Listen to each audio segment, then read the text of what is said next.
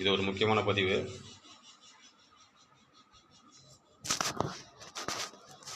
இந்த சிதம்பரம் நடராஜர் கோயிலில் இந்த வெயில் நேரத்தில் தாய்மார்கள்லாம் கையில் செருப்பு எடுத்துகிட்டு போகிறாங்க. மாசமாக இருக்கிறவங்க, குழந்தைங்க, கை குழந்தை தூக்கிட்டு வரவங்களாம்.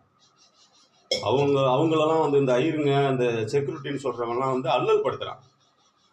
ஆதி காலமாக அப்படி தான்டா எடுத்துகிட்டு போனாங்க, முட்டை முண்டா. ஆதி காலமாக அவங்க அப்படி தான் போயிட்டு இருந்தாங்க. யூடிஐ முருகனை ரொம்ப கோவப்படுத்துறீங்க.